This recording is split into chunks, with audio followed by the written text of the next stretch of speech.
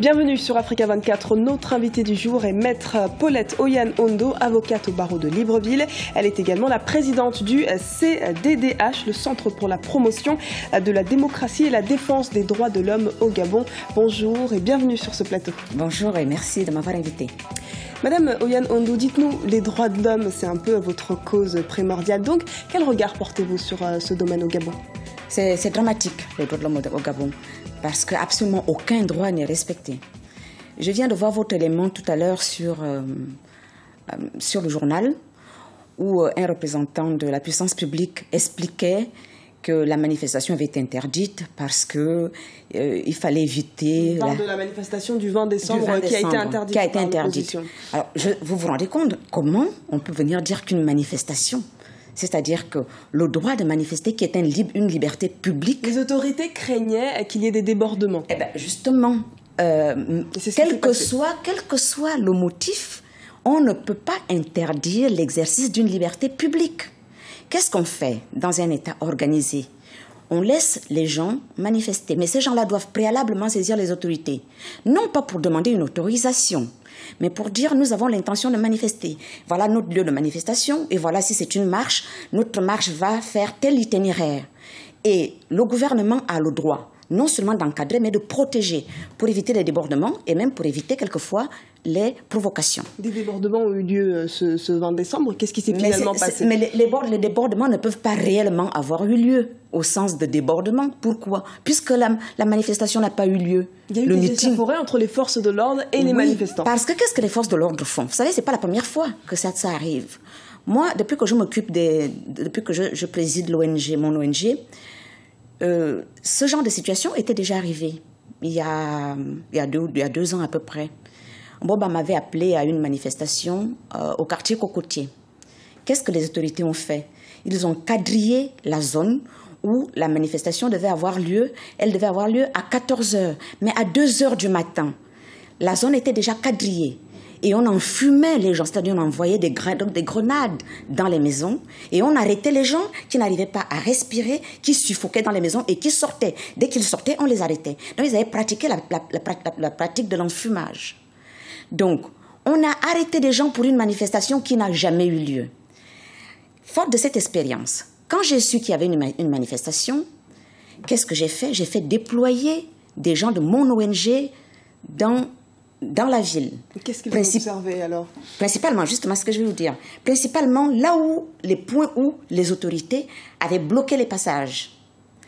Donc, j'ai la possibilité aujourd'hui de vous prouver que quand les autorités voyaient quelqu'un qui passait, qui ne faisait pas particulièrement quelque chose, on lui tirait dessus et il ramassait le corps.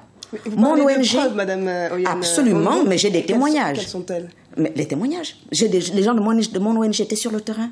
J'ai à peu près 300 témoignages des gens qui l'ont vu. J'ai des témoignages. Donc il y aurait eu plus qu'un mort finalement. Il y a eu 6 morts. Mon ONG a répertorié 6 morts.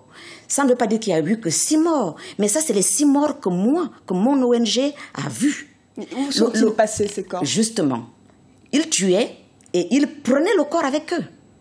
Le seul corps dont on parle, c'est le corps que la population a arraché entre les mains des forces de l'ordre. Vous parlez de témoignages. Est-ce suffisant pour justifier ces 6 corps dont vous parlez? Mais bien sûr. Le gouvernement peut avancer. Le gouvernement n'a pas de corps. Le gouvernement n'a pas parlé de ces 6 corps. Le bilan officiel fait état d'un mort. Mais puisque le gouvernement les prenait, les corps, donc évidemment on ne les voit pas.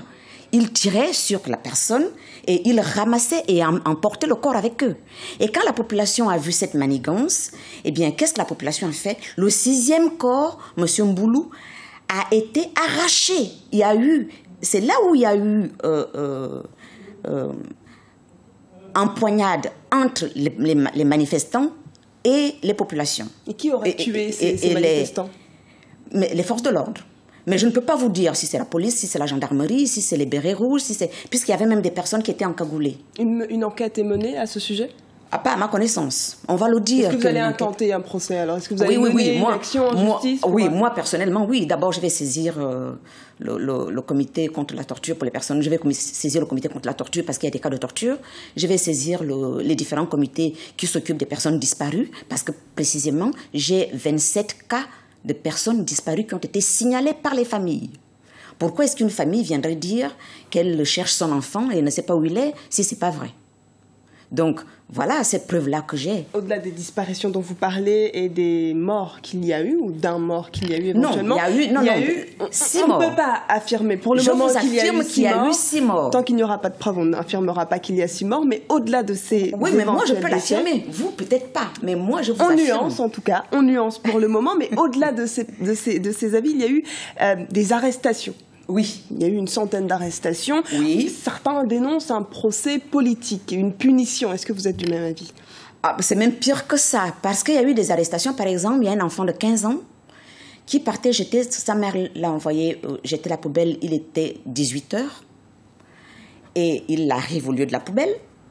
Les policiers le voient, enfin, quand je dis policiers, ça peut être les forces de l'ordre, parce que je ne distingue pas entre la police, les militaires, les personnes encagoulées, etc. Il y avait toujours les bérets rouges. Il y avait tout genre de... Les personnes cagoulées, elles appartiennent à... Non, elles appartiennent à la puissance publique, bien sûr. Puisque c'est eux qui sont capables d'avoir des camions avec une espèce de je ne sais pas comment ça s'appelle, une mitrailleuse peut-être, qui tue comme ça. Ça tire comme ça. Et puis, ça en tournant, ça tire. Donc, quel est un individu simple qui peut avoir ça? Ça ne peut être que la puissance publique qui peut avoir ce genre de matériel. Donc cet enfant de 15 ans, donc mineur, qui va jeter la poubelle, parce qu'il va simplement jeter la poubelle, il était 18h. Eh bien, on l'a arrêté. Et il a mis plus d'une semaine dans un camp d'arrestation où il était tout nu. On l'a déshabillé, il n'était pas nourri.